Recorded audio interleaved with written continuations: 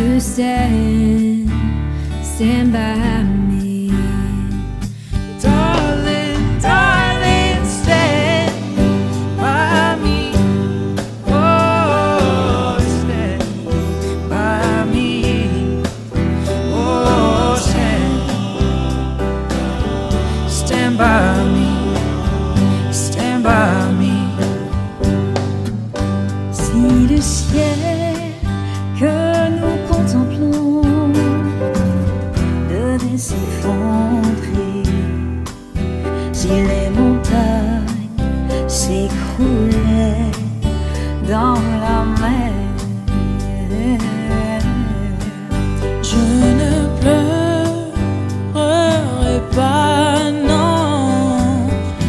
Je n'aurai pas une larme tant que tu resteras près de moi. Darling, darling, stand by me. Oh, stand by me. Oh, stand by me. Stand by me.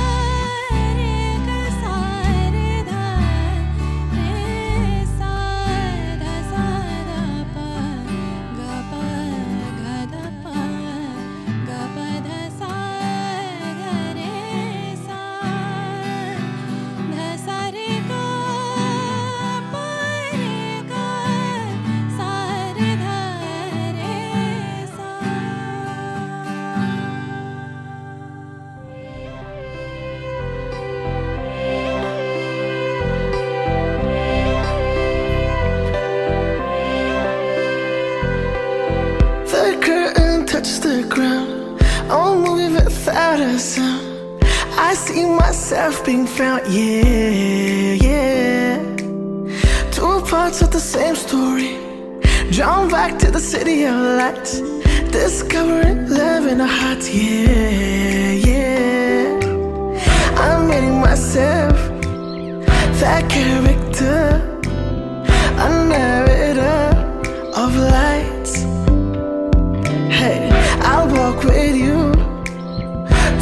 plots and falls. I love it, you, for a silent applause, yeah.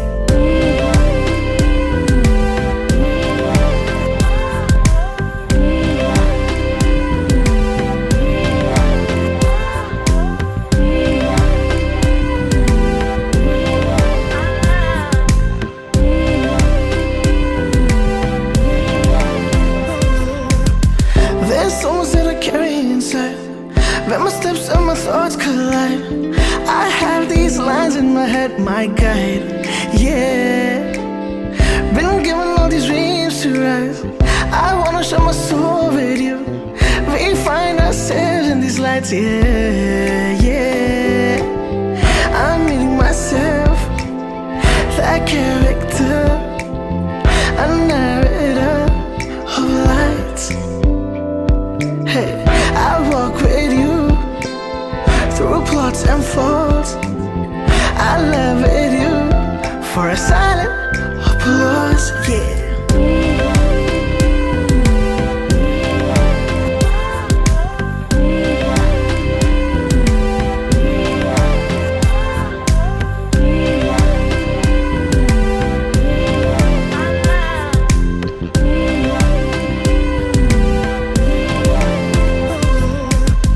The curtain falls, our faces show for what they are. In these lights, I'll show myself in someone else. I love through you, through these lights. I'm in myself, that character, a narrator of lights. Hey, I walk with you through plots and faults. I love it, you, for a silent applause, yeah.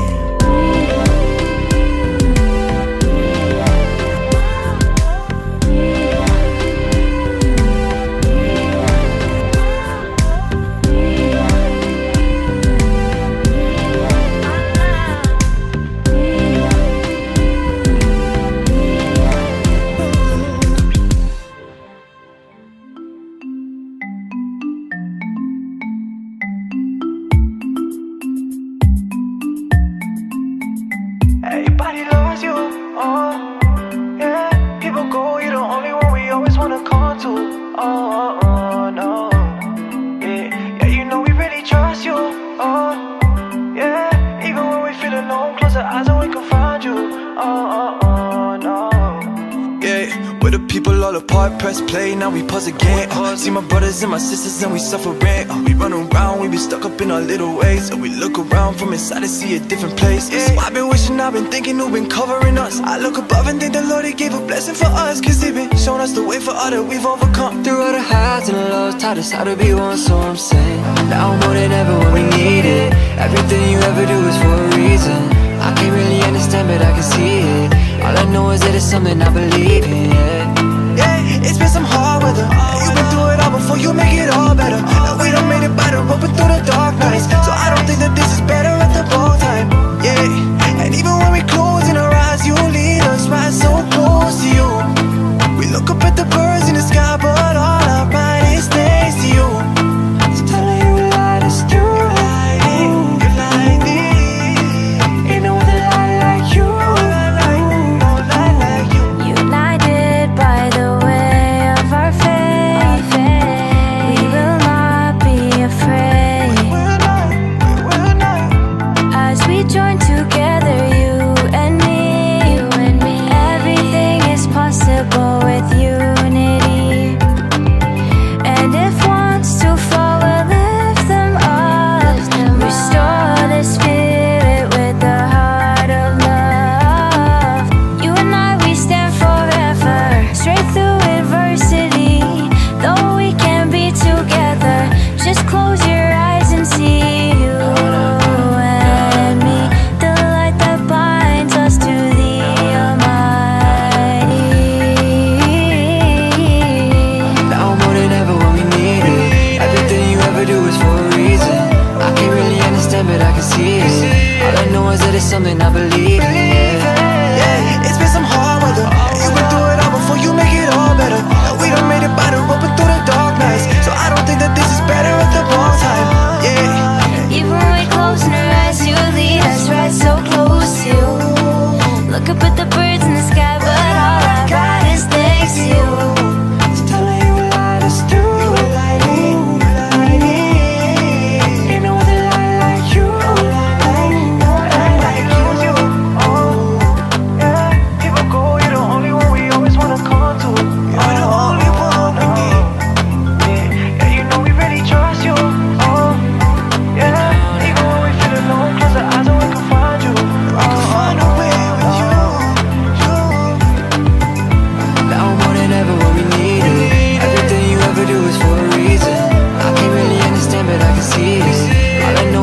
something I believe in. Yeah, it's been some hard weather.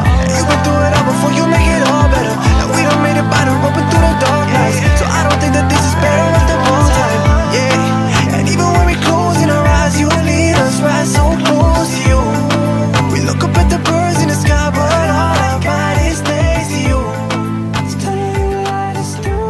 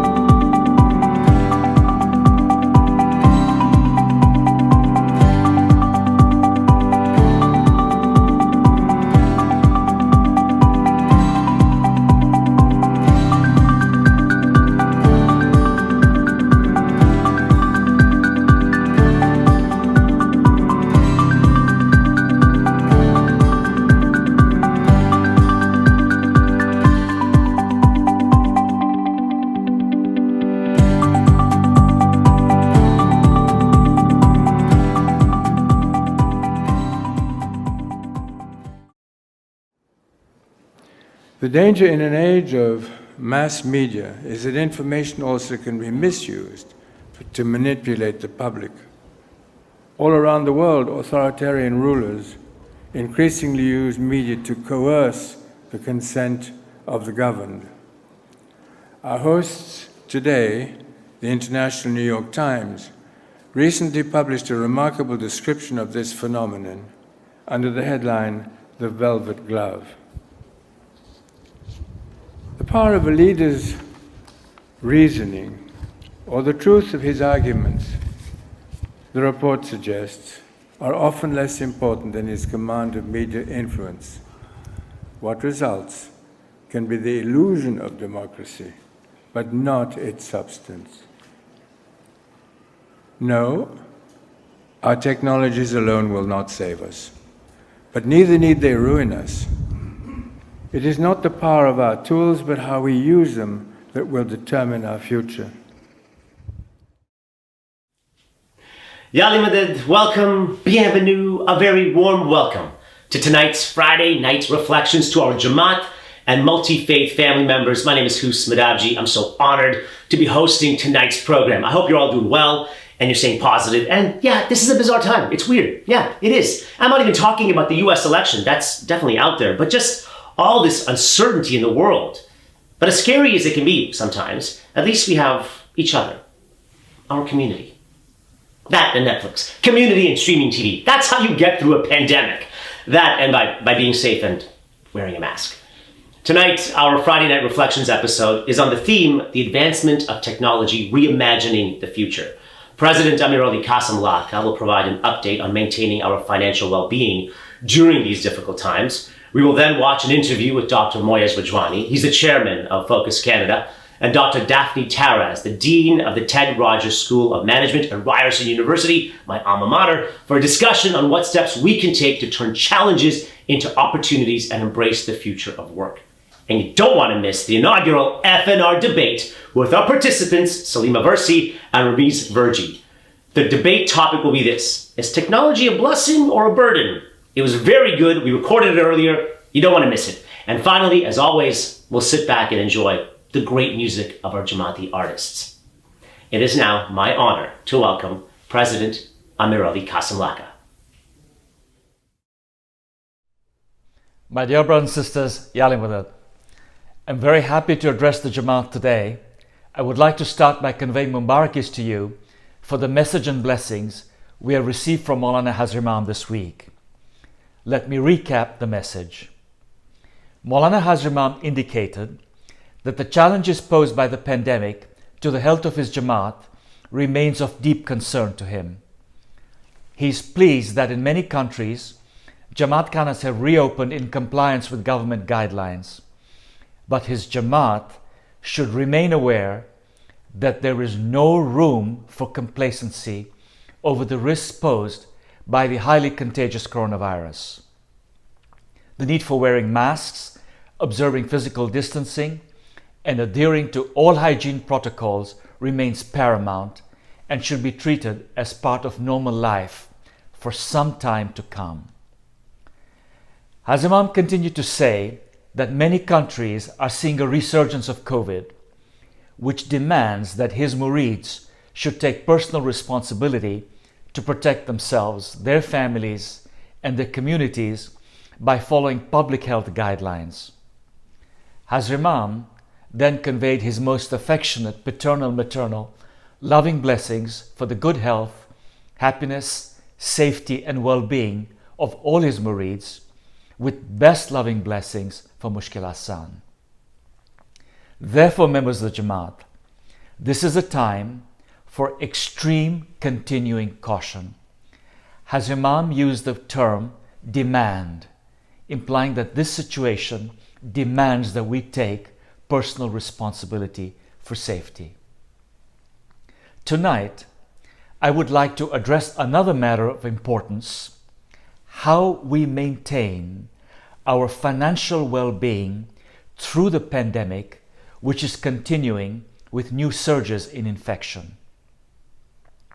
First, let us review where we sit in the broader economic climate.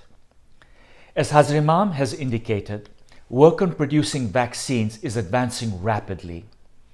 We also know that populations are getting better at managing disease spread and patient care.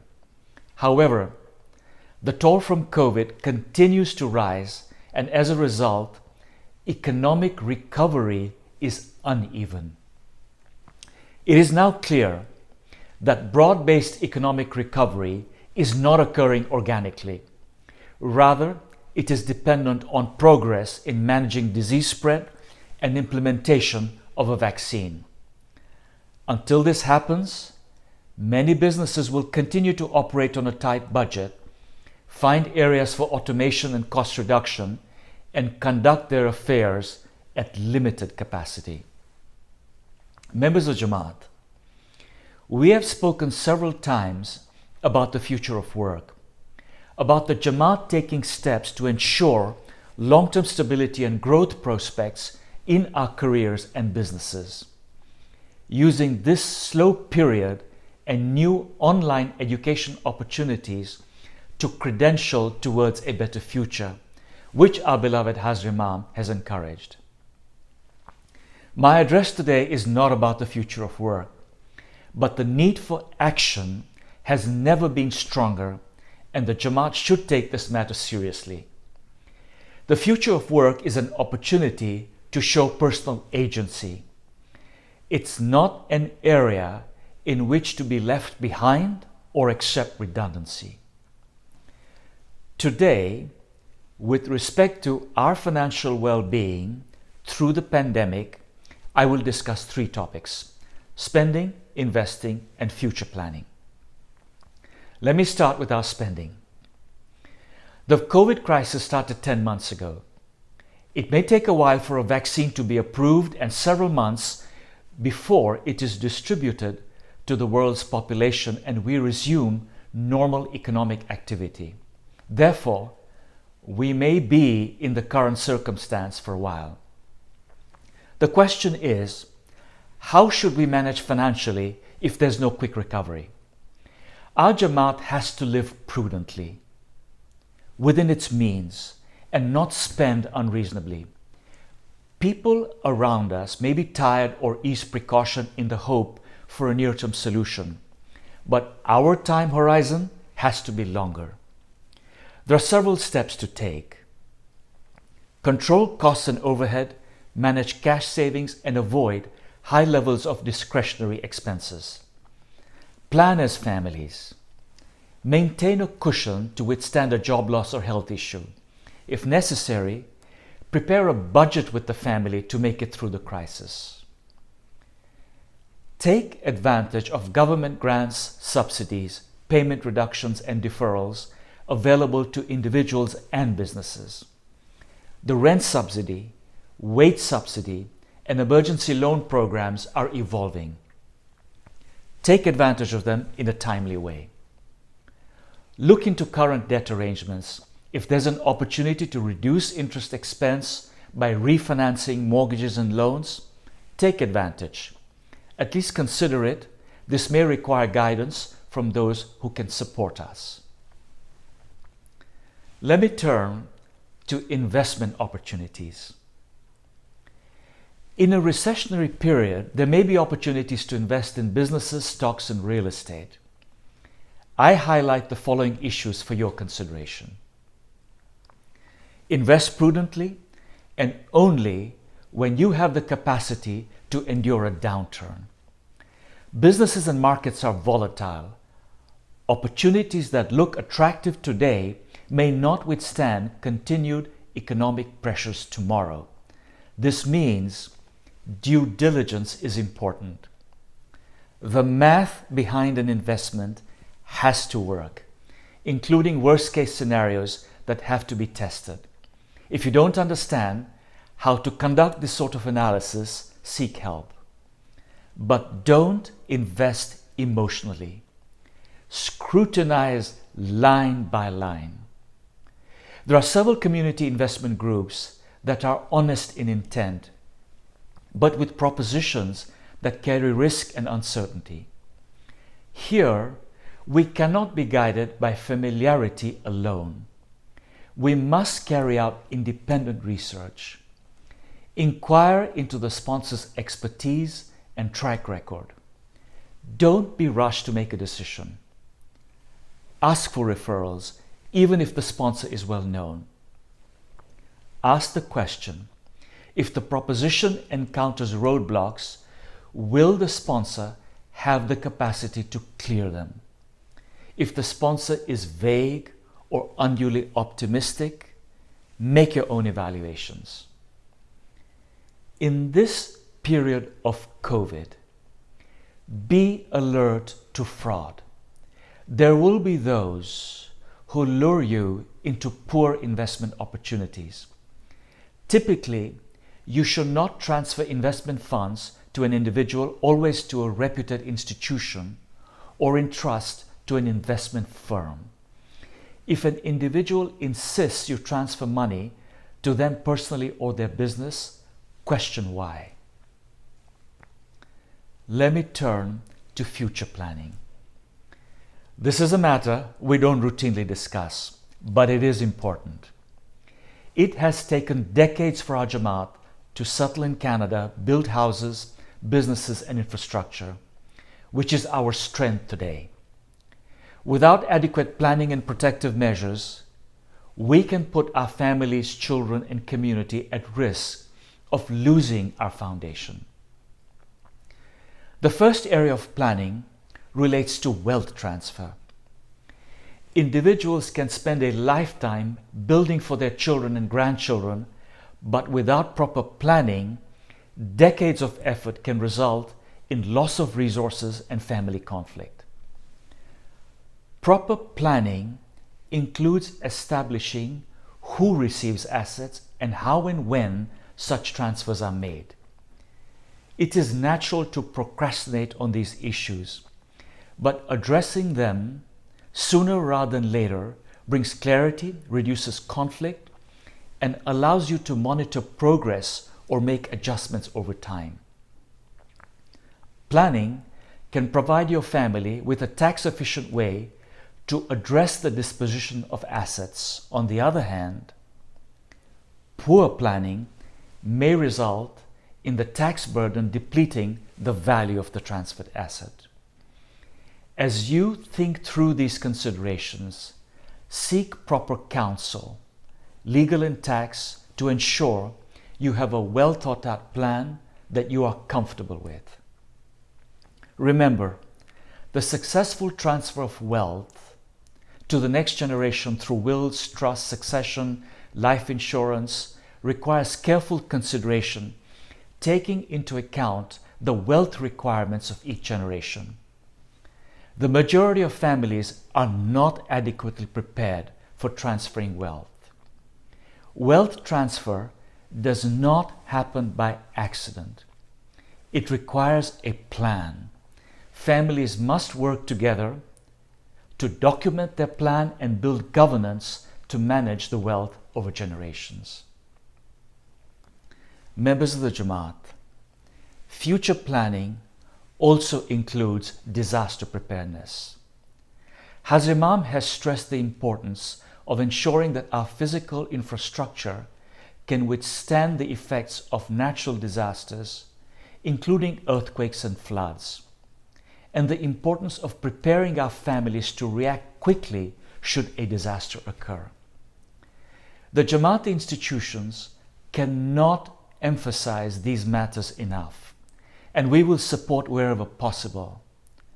However, the Jamaat is individually responsible for ensuring their safety and protecting their assets. This is in your hands. If you live in a high-risk area, you must seek to insure your assets. Homeowners should evaluate the need for coverage for earthquake, flood, and other disasters. This is equally important for investment and commercial properties. Business continuity is also critical, which is what this crisis has taught us. We can plan for this by buying coverage for man-made and natural disasters in our interruption insurance. We are reminding the Jamaat again, those who live in high seismic and flood risk zones such as British Columbia, cities and towns along the Ottawa and St. Lawrence rivers, please review your insurance coverages for earthquake and flood. In conclusion, I want to say to you that financial well-being underpins every aspect of our material lives. Financial literacy can help us achieve our life goals, including saving for education or retirement, using debt responsibly, running a business, wills and estate planning, wealth transfer and succession. Our Jamaati institutions provide considerable financial education, including webinars, one-on-one services, and consultations with professionals externally if needed. Through webinars during COVID, we have been connecting the Jamaat with some of the best economic experts in the country. Take advantage of these programs to enable prudent and forward thinking. We will continue to work with the Jamaat to ensure that every family is prepared and can look to the future with confidence. We are here for you. Thank you and Khuda Hafiz. Thank you so much, President Saad, for your words of wisdom. And now we move to the next segment with Dr. Moyez Rajwani, the chairman of Focus Canada, and Dr. Daphne Taraz, the dean of the Ted Rogers School of Management at Ryerson University. Dr. Rajwani is a chiropractor by profession and has served the Jamaat for many years, including as Vice President of the Council for Canada and as Headquarters Mukhi Sahib at the Smiley Centre, Toronto during the Diamond Jubilee. He's currently the chairman of Focus Canada. Dr. Daphne Taraz is currently the dean of the Ted Rogers School of Management. She previously served as dean of the Edwards School of Business at the University of Saskatchewan from 2010 to 2016, prior to her move to Saskatoon in 2010. Professor Taraz was a professor at the University of Calgary's Haskayne School of Business and its associate dean of research and director of the PhD program. They will be discussing the steps we can take to turn challenges into opportunities and embrace the future of work. Okay, thank you for the introductions and thank you for joining us, Daphne. It's wonderful to have you again on our Friday night reflection this time. And Daphne, I wanted to start off by just, our world has changed, our work has changed, our home has changed, our whole life has changed because of COVID. And you're in a unique position.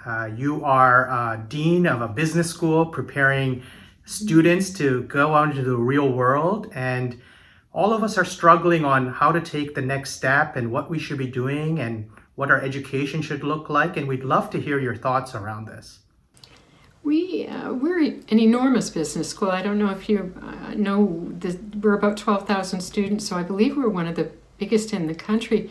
We knew that we were going to have to go virtual on Friday, March 13th, which is a day that I don't think any of us will ever forget because we were almost entirely unprepared. We were anticipating all kinds of disasters. that students would decide not to go to school, that our professors would not be able to work the technology. But in fact, the alternatives are not so great, and people are really taking advantage of the opportunity to come to school. Our enrollment is higher than it used to be, and our professors are all prepared, and it's actually going much better than I had expected. It's still exhausting. I must tell you that it is not easy, and all of our professors are missing what we call the post-lecture high, when you finish your lecture and you feel fantastic and you decide you're going to celebrate. And in this world, you finish your lecture, you may talk to a few students, you walk away, and then nothing happens. So it's a little bit hard. And you know, Daphne, this nothing happens is also interesting because you work from home, you study at home, you cook at home, and there's no gaps. And tell me, I know you've been doing some thinking around this, and I'd love to hear your thoughts on that. I did a lot of research as an academic on work-life balance and the use of portable technologies.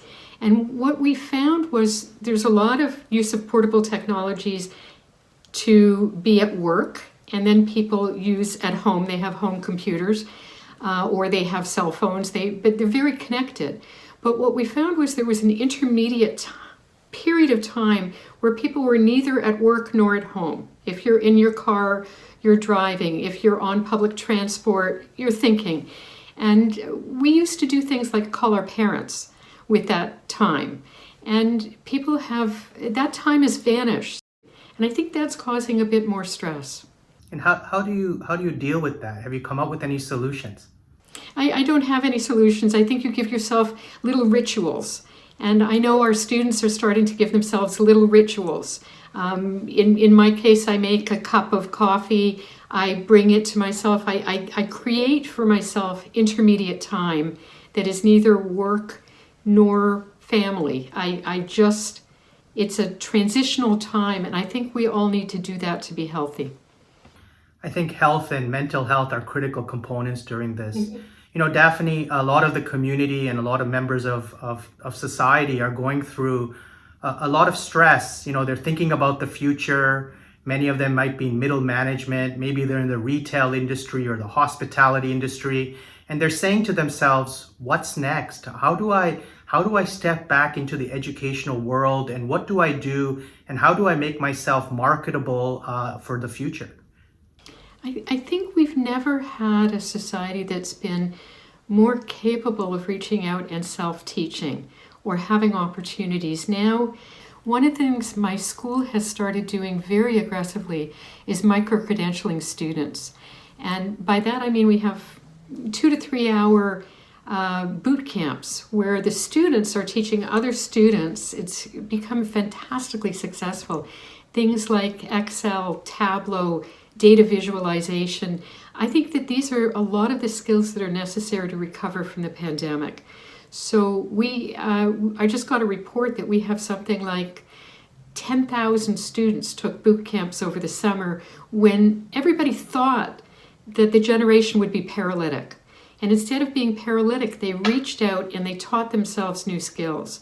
And so I really encourage people to do that, not to become paralyzed, but to do something new and difficult. We're getting all kinds of advice to do hobbies in order to handle our stress. But I think one of the best things we can do is something new that we can feel that we've conquered.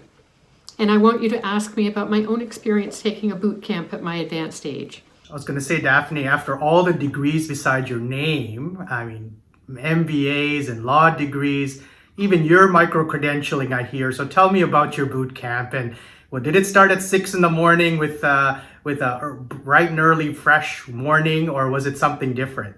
It actually started late in the day. It started at about 6 o'clock. A number of people, actually somebody from the Ismaili community was also, Mohammed Danani was there, the Minister of Labour for the province of Alberta, and 100 students. And what was fascinating, it was an Excel level 1. It was really one of the most difficult things that I have ever done. And every so often the student tutors would peel me off into a chat room fix me up, get me back into the main room.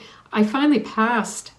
It was my second attempt, so everybody should be able to be humble and understand that you may not pass the first time, but don't give up. I didn't give up. Well, Daphne, that's what we call lifelong learning, right? I so believe in that, and I believe that during the pandemic, the skills that we learn, particularly, I've noticed data analytics. It's been a terrible catastrophe for many businesses, but we're not letting the data sing the way we can see opportunities. So here's an inspiring story for people who think that there's nothing they can do differently during the pandemic. We have hundreds and hundreds of co-op students and co-op placements, about almost 2,000 co-op placements, and all kinds of employers were coming asking for our students. And we noticed that, using the data, we noticed that when there were postings for employers looking for students, sometimes it was a busy time of the term, or the employer needed the students very quickly within a month, even a week, and they didn't get enough take-up. And so we automated the system, so we sent out emails to the students and said, here's an opportunity. And we went from a 62% placement rate to a 90% placement rate during the pandemic, simply by watching our data sing to us. I wanted to tell it to you because there are ways that one can look at one's own business and look for new angles on improvement. That's very interesting, Daphne. Usually we think when we are not doing well in our business, the best thing is to change our business and do something different. But what you're saying is that even within your own sector, you need to look at it a little bit deeper. You have to look at it analytically, maybe with a different type of hat, a different perspective. Even if we could get, let's say at the business school, a 5% increase in student retention, that would be 5% more students that finish their degrees, which is the right thing to do. But there are ways of improving desperate situations. And what I've noticed during the pandemic is that a lot of people are shutting down and they're not using their usual creativity. And we're trying to inspire our students to see patterns in data, to see opportunities. Daphne, I wanted to ask a little bit more about this boot camp. Can you tell the audience what is a boot camp? What are the types of programs, and how does one participate in a boot camp, whether it's with your university or other organizations? Well, our boot camps are something that initially, it's a little bit unique to us, but a lot of colleges, a lot of high schools, the whole educational system is talking now about micro-credentialing, not a degree, but getting certificates, getting badges. We even talk about graduating students with a wallet filled with micro badges. And the way our boot camps work is we have about 26 different topics. They're anywhere from 3 hours to a few days. Boot camps have no grades associated. They basically, you learn something, you show to the boot camp facilitators that you've completed, so you submit your work at the end. There's no grade, but at the Ted Rogers School we try to then, if we can, if it's at a certain level of proficiency, we give a badge on LinkedIn. My hope is, my dream is to sort of internationalize the boot camp idea, because it's going to help with pandemic recovery. It's not a terribly stressful thing to do, but I think it's a very, very good way to learn skills and get up to date with new techniques. So it's almost like a no stress. You don't have to pass. There's no huge exam, and the joy of it is that it's taught by students. We've experimented with having the boot camps for adults, for employees of organizations. We trained people, about 300 people in the Ontario government, and we really are looking at one of the ways we can connect with our community, and I'm hoping with the Ismaili community, is by building the boot camp model and making it available. And Daphne, absolutely, we're looking forward to it. But we also have a lot of middle-aged individuals, that are struggling, not sure how to get back in. And do you think the boot camp is for them as well? The origin of the boot camp was from, there's something at Ryerson called the Diversity Institute.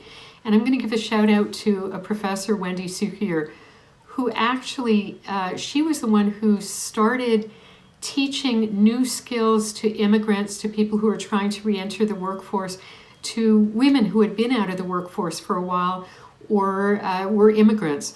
And she really inspired us to take them and run with the model for our own students. So we know that this is a successful way of training. At the end of the day, at the end of a day, you have a new skill. And that makes you feel more confident and proud, and then you're ready to tackle the next new skill. So what we've done is we've made it very bite-sized. It's very achievable, and it's curiosity-driven. Well, I liked your talk so much that I've decided to join a boot camp. I will welcome you to a boot camp. Daphne, one of the things we read about a lot with Future of Work is this notion of behavioral skills or social skills or the soft skills. How do you work with your students to get those soft skills? Well, it's interesting you ask me that, because a lot of our boot camps are data visualization, Excel, Tableau, Scribe, all kinds of things that work with data. But we have many boot camps on presentation skills, on persuasion. And one of the favorite things that I've actually seen one of our professors do is take students into the elevator and literally do the elevator talk. You have from the 9th floor to the 1st floor to impress me. So Daphne, your elevator talk to the community. 3 things that we should always be thinking about as we think of the future and the challenges of today. I would say to be kind to others. There's a lot of advice that people should be kind to themselves. When you reach out and you're kind to others, or you're outside your comfort zone, you learn a new skill, or you watch TED Talks, or you take a boot camp, or you do something like that, you get a sense of progress, momentum, and kindness. And I think right now we really need that sense of gracious kindness to each other. We started an MBA that one of the themes in our MBA is well-being. And we did that before COVID. But I think we really hit something important, because students they're saying they're taking mindfulness, they're learning how to calm down, they're learning how to get things done productively. And I think this is a really good time to revisit bad patterns and change them. That's wonderful. And we're fortunate as a community. We always talk about this balance between our lives and our spiritual lives, and we talk about community and giving to others, and these are things that are so part of who we are, and we forget the value that brings. And so sharing what you just have is just reinforces some of the things that the community really espouses to. So thank you very much. Thank you very much. Thank you both for helping us to think about how we can all use this time to build our skills and better prepare for the world post-pandemic.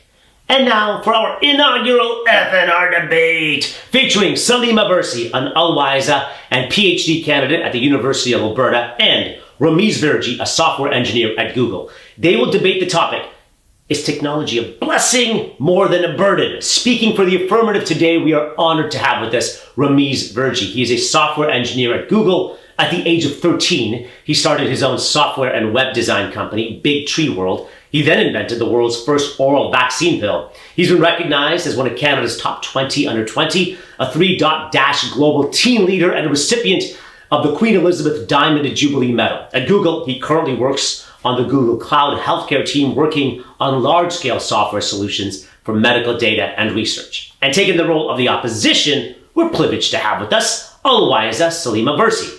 She's a psychotherapist and a Canadian certified counselor in counseling psychology. She's also a PhD candidate and instructor in the University of Alberta's Religious Studies program, where she specializes in contemporary Islam and Islamism. In addition to being an Al-Waiza, she also continues to be involved in various Jamaati institutions in a number of capacities, most recently having been appointed as the scholar convener for ITREB Edmonton. Now, personally, this topic of technology, I got a love-hate relationship with it. Do you have any online meetings I've had and they're like, do you have anything important to say? And I'm like, I've got the most important thing to say. And then it just freezes. It's awful. Now, we recorded this debate earlier today and it was very enlightening. Each debater had their opening remarks and they each had time for rebuttal. And just so you know, you would please know this, I didn't have to use my mute button once. That's how good these two are. And, very important, no flies were harmed during the filming of this debate. Watch this. Welcome to the Friday Night Reflections FNR inaugural debate. Sounds like we're in a rumble. It's exciting. We have two phenomenal debaters with us, Ramiz Virji, Salima Versi. They will be debating this resolution. Be it resolved that technology is more of a blessing than a burden. Debating the affirmative is Ramiz Virji. Ramiz, your opening remarks, please. Thanks so much, Hus.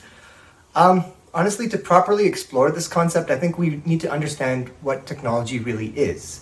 And I know right now when we think of technology, we think of, Netflix and smartphones and TikTok, but really what it is just the application of knowledge to solve problems. So this also includes things like the development of the wheel or agriculture. And even if we go back into our own history as Muslims, our Islamic history, there's so many examples of incredible scientific development. Whether you're talking about Al-Khwarizmi's algebra, which, believe it or not, is a precursor to programming, or Al-Zarawi's dissolving stitches made of cat guts, or even if we go to our beloved Prophet, peace be upon him, he invented the miswak, which was the precursor to the toothbrush. So these are all examples of technology just from our own history, let alone all the rest of human history. Now, the truth is, Allah has given us this fantastic gift of aql, intellect, right? And intellect is really just the ability to reason and process and apply knowledge. So in reality, technology is just the application of aql. Now, how can using this divine gift from Allah be anything but a blessing? We really have a responsibility to use what Allah has given us as a gift for the benefit of humanity. And technology is special in that it enables growth and progress in a way that really nothing else really can. If you just look at education alone, for example, if you just consider the level of access that it enables for people in developing countries, it's unfathomable. In fact, Hazar Imam back in 2001 in Washington had mentioned that access to computers can provide the first real opportunity for lifelong education on a broad scale. Or even if we just look at the last few months, like what we've been going through with COVID. At the beginning when we were locked down, we all felt so alone and isolated, and we were able to have things like Friday Night Reflections to help us stay together as a community. Even if we look at this past week, we had a talika from our beloved Imam. And even this very debate, this discussion wouldn't even be possible without what is afforded to us by technology. Technology is also special in that it acts as an equalizer. Whether you're young or old or rich and poor, it doesn't really matter. You have free access to the same level of information no matter who you are. This has also really helped with poverty alleviation, whether it be food technology or education, medicine. Just the access to all this that is enabled by technology is fundamental. And with the opportunities provided to us by technology in reaching these fundamental goals of human progress, I think you really can't consider technology as anything but a blessing. Thank you very much, Ramiz, for your opening remarks. Salima, debating the opposition. Your opening remarks, please. Thank you. So as a lifelong Trekkie, I have always had very high hopes for technology. My greatest wish as a child was a replicator to make whatever I wanted and a transporter to take me wherever I wanted to go. But as I've gotten older, I have found myself becoming increasingly disillusioned with kind of this promised utopia that we see on shows like Star Trek. Hazar Imam has pointed out in places like the Ogden Lecture that our advancement as a society depends not on our technological tools, but on how we use or abuse those tools. And I'm really afraid that all we've done is abuse them, because the closer that we get to kind of this imagined level of technological advancement, the more it seems like we lose. So take, for example, this massive explosion of information that we've seen. More than ever in human history, we have this vast array of information, bigger even than the greatest libraries imagined by our forebears. And yet that hasn't resulted in an increase in knowledge or an increase in wisdom. Instead, what we've seen is an even greater lack of respect for that information. We've seen misinformation take hold and spread across the globe like wildfire. We've seen the creation of these digital echo chambers and spaces where hatred flourishes because it isn't challenged by different opinions, and we don't have to worry about being socially acceptable in digital spaces in the same way. And while all of that is happening on this societal level, on a personal level, we're also seeing all sorts of really long-term negative consequences of our over-reliance, particularly on modern technologies. So we're seeing chronic health conditions like screen fatigue, or even sort of more severe chronic health illnesses. But especially from a mental health perspective, we're seeing an increase in alienation, in depression, in anxiety that are the result of these colliding issues. So things like social media platforms that have become a breeding ground for unhealthy self-image, doom scrolling through the ills of the world 24 hours a day. And generally, we're just seeing this deep loss of meaningful personal relationships. Ultimately, I think the thing that is perhaps the greatest burden of technology, the thing that tells us that maybe the scale has tipped in the other direction, is what that last point indicates, that we are losing the things that fundamentally make us human. As social creatures, we need physical connection. Touch starvation is a real thing, and we're seeing it more and more often these days.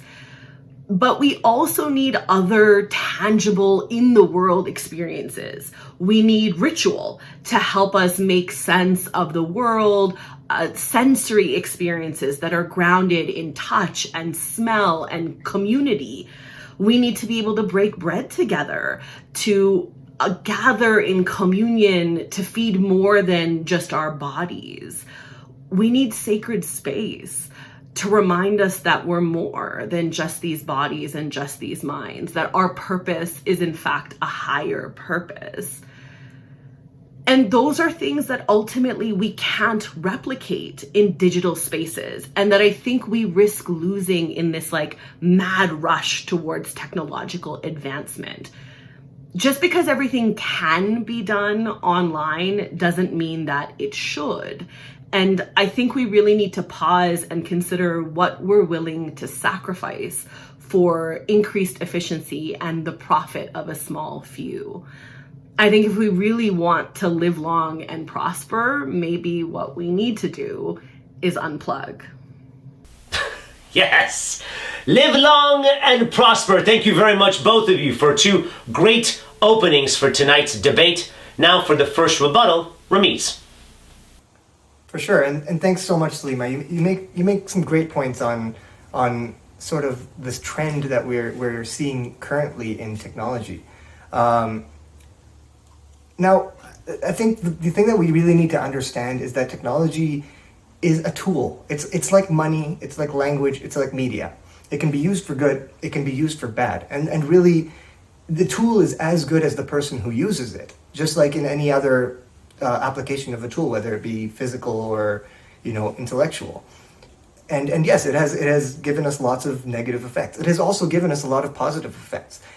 Medicine has never been better. The world's health has never been better than today. And that's all thanks to medical technology. You mentioned that we really need that sensory sort of experiential thing just for our souls. And I totally agree, but I think technology is the best way to enable that. I mean, we have things like planes, trains, cars. Without that, you're pretty much limited to what you can walk to. So having all these things available thanks to technology really helps with that. And I think the truth is that we need to work harder on applying technology in a more effective manner, rather than just abandoning technology altogether, in order to sort of move forward towards this utopia where everything is, there are no more scarcity and we just worry about exploration. Thank you very much, Ramiz. Salima, your rebuttal to what Ramiz just said.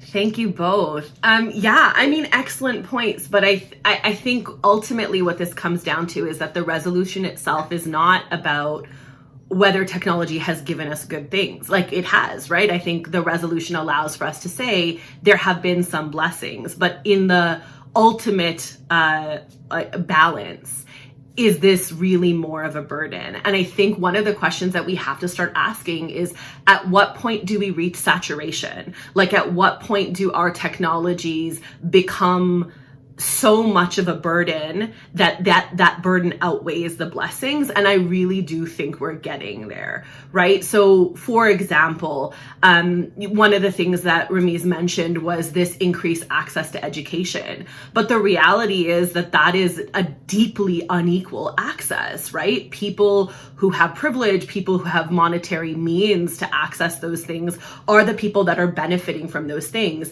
And the people who need those resources the most are the people who often are not getting them. And we really have to stop and question, particularly as Ismaili Muslims, what that says to us. Where are our ethics in this conversation? So are there blessings of technology? Absolutely. But I think what we have to think about is, at what point does that balance tip? And at what point do the scales really start to outweigh? And when does this become more of a burden? Because certainly, as Ramiz pointed out, and as Hazrimam has said, technology ultimately is about how we use it. And my big question at this point remains, are we actually using it in the best ways? And particularly this week, and what we've seen in terms of the results of the American election, and what we've seen in terms of like an increase in propaganda and the ways in which the world is moving, I have deep concerns that the ways in which we abuse this are actually outweighing the blessings at this point. Thank you, Salima and Ramiz, both of you. Thank you very much for just bringing out some great points and really taking absolute views on this topic, whether or not technology is a burden. I know we asked you to do that. So let me ask the two of you, okay, straight up, debate's over. It's just the three of us and everybody else. What do you think about technology? Is it a burden? Like, genuinely in your own life, how do you feel about it? Ramiz, what do you, I just open it up. I mean, but just what do you think? Yeah, honestly, like, Salima makes some excellent points, and it really echoes my personal belief that, like, right now we are in a very dangerous place. Misinformation is rampant. It's being used to control people. Things are not where they should be in terms of technology. That being said, I still think technology is the best solution to all of these things. Again, technology is just the application of knowledge. We have, like, knowledge is there whether we want it or not, whether we decide it's a good thing or a bad thing. So really, we have a responsibility. All of us, every single human on this planet has a responsibility. They have a stake in this thing, just for the future of humanity in general.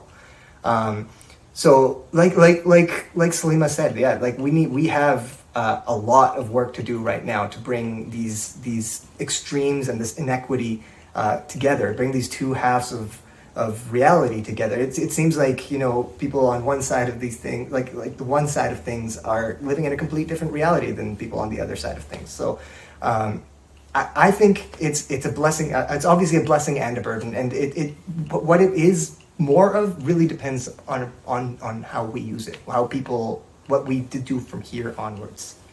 Yeah, it's interesting. Yeah, and I agree. How about you, Salima? What do you think?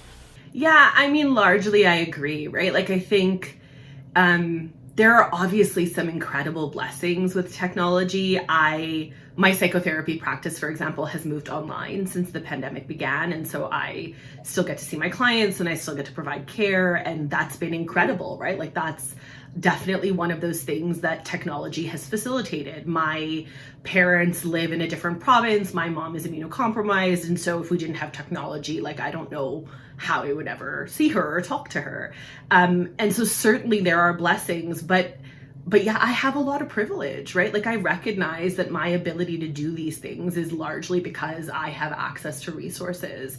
And that's just not true for the majority of the world, like not even just like the majority of Canadians, because I think certainly in Canada you could make the argument that perhaps more folks have access, but when you look at this on a global scale, it's just the access is so unequal. And I mean, I do still have really great concerns about what we're losing. I think especially lately, I've been really thinking about sacred space, which is one of the things I talked about in my opening remarks, and just like the tangibility of particular physical spaces that as human beings we need and we connect to in ways that we can't fully articulate. And I worry a lot about what we're losing. And that I think part of the problem is we're pushing for technological digital solutions in places where like I don't know that that's the best option.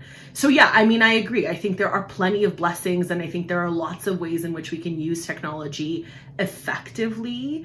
But I don't think it's the sort of panacea silver bullet cure to everything that I think we tend to think of it as. And I do think we need to consider a little bit more carefully the places where we want to keep in-person, physical, low-tech things, because those things matter too. It's interesting because it's like you can't go all in or all out. There is a lot of beauty in technology, but we do have to check ourselves. And I think both of you mentioned that, at least in this last discussion, that it could go too far. Before we wrap it up, let me ask you, just the two of you really quickly, how do we check ourselves? Like how can we be responsible with technology? Yeah, I mean, I think the Alvaya answer, but also my answer is I think faith is one of those things that helps to keep us grounded, right? Like I think faith reminds us that we are more than just this moment. I think Hazri Mam's guidance has very clearly talked about sort of the risks inherent in this, but also the potential for growth and change, and for pushes towards equity and justice. And so I think that's really important. And I think ultimately Islamic ethics, our ethics as Ismaili Muslims, are the things that hold us in place. And I think when you apply that to how we think about technology, that's the guiding light in the long run, right? Like the reminder that we are more than this, the reminder that we have to ensure that we're bringing everyone along with us, this idea that even in digital spaces, we should be interacting with people in ways that are kind and generous and compassionate and empathetic. Like those are all grounded in our ethics. And so I think for me, the thing that helps us remember what that balance looks like is ultimately our faith. I would say, that was the Al-Wise answer. But from a non-Al-Wise perspective, I would say it's the same thing. Faith is really, it's really the most important thing right now that we need to hold on to. And I don't just mean prayer and all. I mean, that's obviously a big part of it. But Hazrat reminds us about Allah's creation all the time. Now, I live in Calgary, so I go down to the mountains, or I'll go to like Fish Creek Park and just sort of stroll around in the trees, and it sort of grounds me and brings me back to the reality of what we live in. So I think that if we make sure on an individual level that we're, sort of balancing, keeping good balance between, social media is here and all, but let's focus on what we live in, the world we live in, understand that we are just a piece of a giant puzzle, and just that humility that comes through, that humility that Hazrat Mam's always talking about, it's unparalleled. The power of it is unparalleled as well. Like it's the best thing that can keep technology in check in its unfettered growth. Those are great answers. Thank you very much. And I think you guys have, both of you have pulled out some excellent points for us to discuss even at home with our friends or family about technology. And, the way you wrapped it up, keep the faith in terms of checking how we treat technology. So I really appreciate both of your time. Thank you very much. Be safe, and let's do this. Let's do another debate. You guys were amazing. Thank you so much. Thank you, Salima. Thank you, Ramiz. So much to take in. Now tell me, Is technology more of a burden or a blessing? What do you think? We want to hear from you. Log on to iicanada.org/debate. Let me know what you think. We now end our show. This is it. This is the end. But before we go, we're going to have some music from some great artists within our community. Thank you all so much for joining. It has been such a pleasure to be your host, to spend time with you. Please stay on to enjoy these musical pieces. Please stay safe, everybody, and we'll see you next Friday.